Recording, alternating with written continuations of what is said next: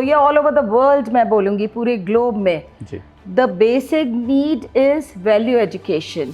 बच्चे बहुत जल्दी इम्बाइब करते हैं जो एल्डर्स को करते हुए देखते हैं या टीचर्स को करते हुए देखते हैं। पेरेंट्स एक बात से बहुत परेशान है कि बच्चा सुनता ही नहीं है बात को। जो आजकल देखा गया है ऑनलाइन क्लासेस एंड ऑल में, बच्चे ऐसी चैनल्स देख रहे हैं जो अनसेंसर्ड रहती हैं ऑल।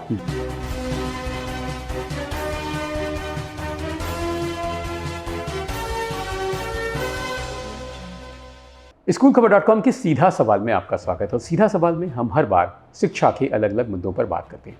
आज हम बात करने जा रहे हैं संस्कार और शिक्षा की। जब हम बात करते हैं संस्कार और शिक्षा की तो कहीं ना कहीं इसको एक धर्म तक ही सीमित कर दिया जाता है। तो क्या संस्कार की शिक्षा केवल धर्म तक ही सीमित है या जीवन में सफल होने के लिए हमको संस्कारों की ज़रूरत है? अगर हम बात करें विश्व के सफल लोगों की, जो इस देश के भी हैं, कई सफल लोग जैसे सुंदर पिचई, सत्येंद्र बिरला, ऐसे हजारों लोग हैं जो पूरे विश्व में सफल हैं, देश में सफल हैं।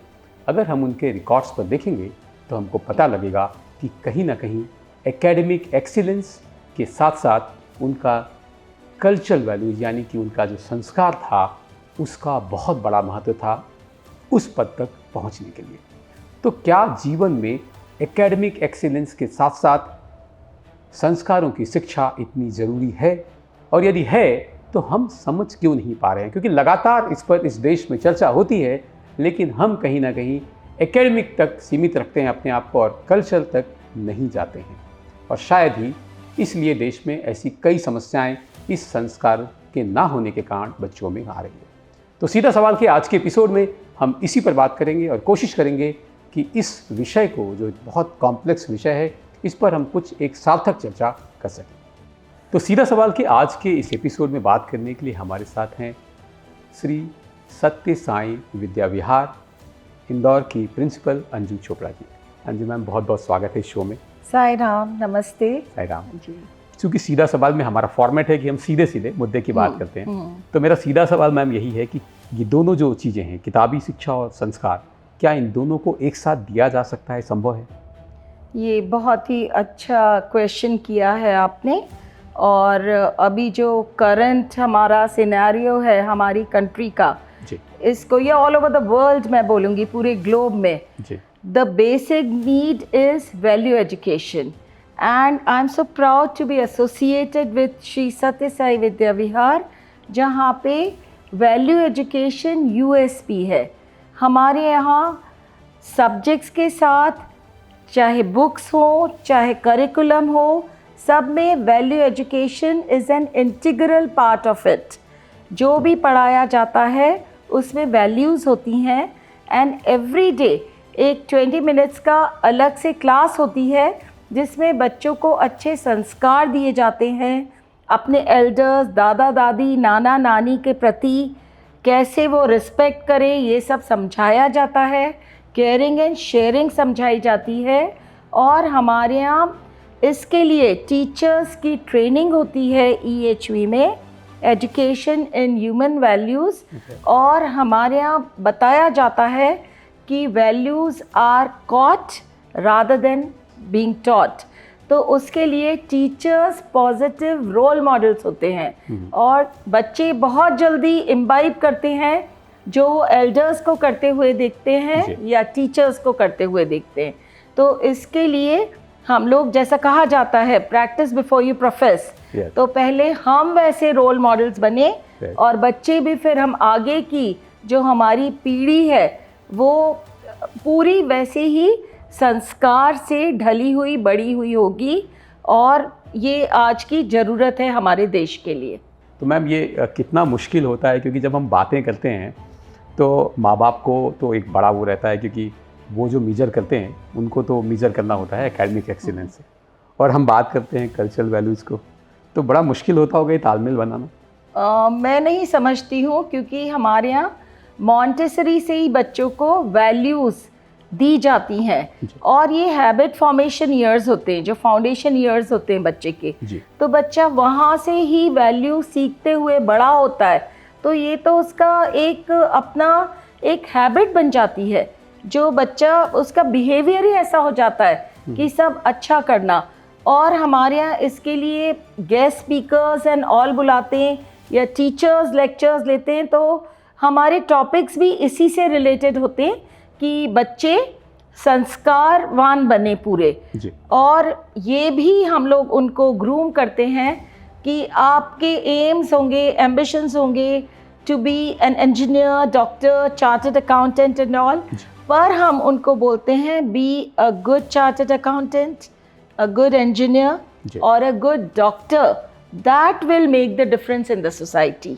एकेडमिक के साथ साथ इस वैल्यू सिस्टम को इम्पार्ट करना, क्योंकि ऑलरेडी इतने सारे सब्जेक्ट्स हैं, इतना प्रेशर है, तो उसके साथ वैल्यू एजुकेशन को लेकर भी आप ट्रेन कर रहे हैं टीचर्स को और बच्चों को पहुंचा रहे हैं, तो ये तालमेल कैसे बैठ पाया, क्योंकि ये जानना बहुत ज़रूरी है। इसके लिए लाइक हमारे यहाँ जैसे सब्जेक्ट्स हैं जी, मेड बी मैथ्स, उसमें भी वैल्यूज़ है। आप पूछेंगे कैसे जी। अब जैसे स्टोरी सम्स होते हैं तो उसमें होता है कि I have got 2 chocolates, I get 2 more from my mother या फ्रेंड, जिससे भी, तो कितनी हो गई 4। और या जब सब्ट्रैक्शन आता है तो I have got 4 chocolates, I am sharing 2 with my friends, तो कितनी बची हैं, तो आएगा 2। इनडायरेक्टली बच्चा सीख रहा है शेयरिंग। ऐसे ही EVS एंड ऑल में प्लांट्स, नेचर एंड ऑल, तो क्या है हमारा नेचर या प्रकृति क्या है, कितनी सेल्फलेस है, वो हमें देती ही देती है, आपने देखा। उसी से बच्चे को हर उसमें एक मॉरल वैल्यू, हर टॉपिक में एक मॉरल वैल्यू दी जाती है, तो बच्चे वैसे ही सीखते हैं। तो जैसे अगर हम बात करें कि अगर अभी हम लगातार देखें कि पेरेंट्स एक बात से बहुत परेशान है कि बच्चा सुनता ही नहीं है बात को, और अगर हम लगातार चैनल भी देख रहे हैं, जब बड़े बच्चे हैं, चाहे वो जब 11th-12th के बच्चे हैं, वहाँ पर एक बड़ा प्रॉब्लम ये आ रहा है कि कहीं ना कहीं वो बच्चे एक अलग डायरेक्शन में मूव हो रहे हैं। तो वहाँ पर ये कारण आप क्या मानती हैं, कल्चरल वैल्यू इम्पार्ट नहीं हो रही है, शायद यही कारण है? उसके लिए बहुत सारे फैक्टर्स हैं। रिसेंटली तो मैंने देखा है पोस्ट कोविड बच्चों की मेंटल हेल्थ बहुत सफ़र की है। Secondly what I have observed is कि पेरेंट्स को भी कुछ सेक्रीफाइसेस करनी पड़ती हैं।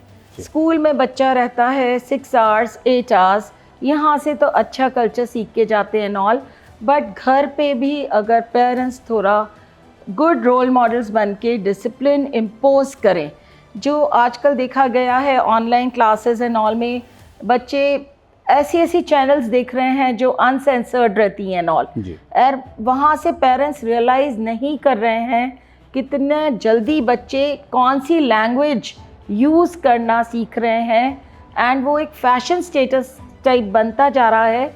उसको कर्ब करने की मुझे लगता है अभी बहुत ज़रूरत है। टेक्नोलॉजी के एडवांटेजेस भी होते हैं, डिसएडवांटेजेस भी होते हैं, तो अगर हम बच्चे को बता दें the difference between good and bad, तो बच्चे को जो एक बार लॉजिक दिया जाएगा तो सब बच्चे शायद अच्छाई की तरफ ही जाएंगे। पेरेंट्स के लिए बड़ा मुश्किल होता है, क्योंकि पेरेंट्स को लगता है कि नहीं यार ये सफल हो जाए, ये एक्स सैलरी स्टेटस तक पहुँचे, एक्स पैसा कमाने लगे, ये करने लगे, तो ये मेटेरियलिस्टिक जो सोच है वो बहुत हावी रहती है, तो ये निकल नहीं पाते हम इससे। पर इसके लिए पेरेंट्स को बच्चे को इतना प्रेशराइज नहीं करना चाहिए। कहीं ना कहीं पेरेंट्स को भी अपना रोल रीडिफाइन करना चाहिए। कभी कभी ये देखा गया पेरेंट्स जो अपने आप नहीं कर पाते, उनकी अपेक्षा रहती है कि मेरा बच्चा वो करे, एंड फिर फोर्सफुली बच्चे पे इम्पोज किया जाता है। बहुत सारी ऐसी बातें होती है एक बच्चे के जीवन में, तो मैं सोचती हूँ कि उसके लिए बच्चे को भी फ्रीडम देना चाहिए कि बच्चा कैसे करना चाहता है, क्या करना चाहता है, और बहुत ज़्यादा बच्चे को प्रेशराइज नहीं करना चाहिए पैसे के पीछे भागने के लिए। यानी कि आप जो कह रहे हैं इसका मतलब कि जो हमारी एजुकेशन है, अच्छा, इसको हमको रीडिफाइन थोड़ा करने की ज़रूरत है, the purpose of the education थोड़ा रीडिफाइन करना चाहिए कि हमारी कंट्री के लिए हम कुछ करें। अगर हम सब मिलके अपनी कंट्री के लिए कुछ सोचें और करें, तो इंडिया एक डेवलपिंग नेशन है जो अभी, तो वो मुझे लगता है विद इन 5 years एक डेवलप नेशन हो जाएगा।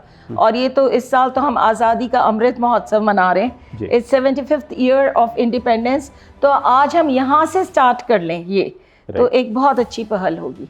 अच्छा, जब हम ये बात कर रहे हैं, चूँकि आप इसको बहुत सालों से जी रही है, आपका ऑर्गेनाइजेशन जहाँ आप इस संस्थान में हैं, हम बैठे हैं, ये ऑलरेडी बहुत इन वैल्यू सिस्टम को इम्पार्ट कर रहा है, पर हज़ारों स्कूल्स हैं, इंस्टीट्यूशंस हैं, तो वहाँ क्या किया जा सकता है? अगर हम बात करें कि क्या वैल्यू सिस्टम्स पे काम करने की ज़रूरत है कि हम एकेडमिक्स को, जैसे आपका स्कूल एक एकेडमिक्स और वैल्यू एजुकेशन दोनों को लेकर लीड कर रहा है, तो क्या कर सकते हैं? ये स्कूल जो हमें देख रहे हैं, जो दर्शक देख रहे हैं, उनको क्या एक हम लेसन दे सकते हैं कि इस तरफ काम करने की ज़रूरत है?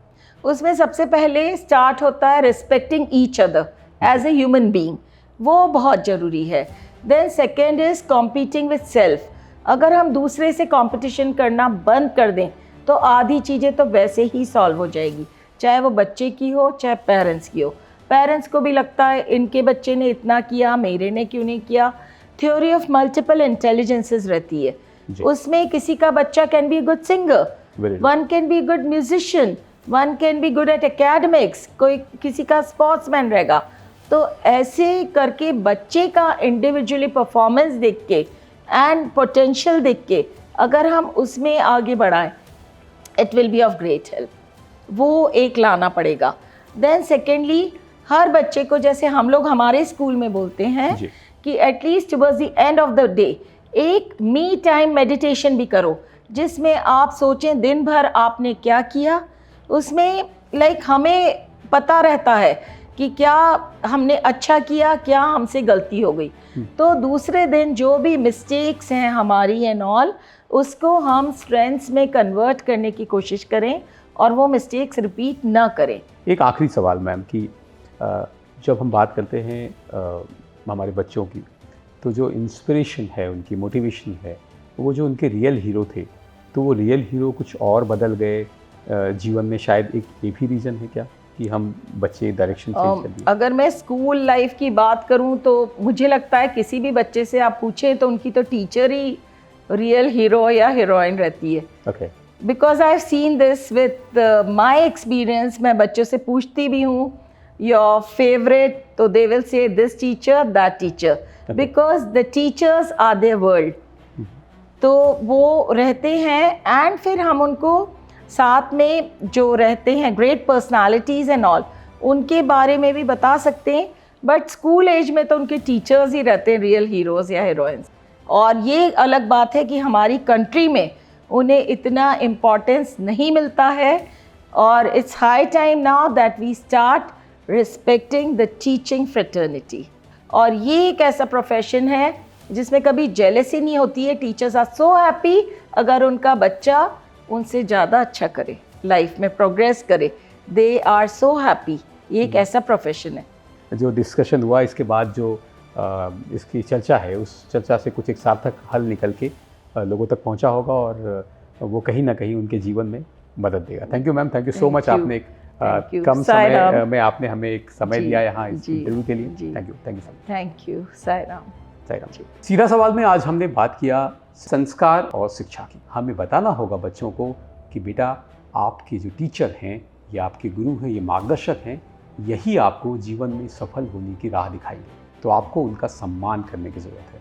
और स्कूल को उन वैल्यू सिस्टम के साथ, चूँकि आज हम जहाँ से संस्थान में बैठे हैं, यहाँ हम देख रहे हैं कि एकेडमिक एक्सीलेंस भी है और वैल्यू सिस्टम की भी एक्सीलेंस, और इसीलिए यहाँ के बच्चे देश विदेश में अपना परचम लहरा रहे हैं। तो ये संभव है कि हम संस्कार के साथ शिक्षा दे सकते हैं। हमने कोशिश किया कि आज इस चर्चा में उन सभी टॉपिक्स को, उन सवालों को उठाएं जो हमारे और आपके मन में है, पर फिर भी ऐसा लगता है कि कोई ऐसे सवाल हैं जो छूट गए हैं, तो आप इस दिए हुए नंबर पर या इस दिए हुए ईमेल आईडी पर आप अपने सवाल पूछ सकते हैं। और सीधा सवाल को जो आप प्यार दे रहे हैं, उसके लिए आपका बहुत बहुत धन्यवाद। Thank you so much.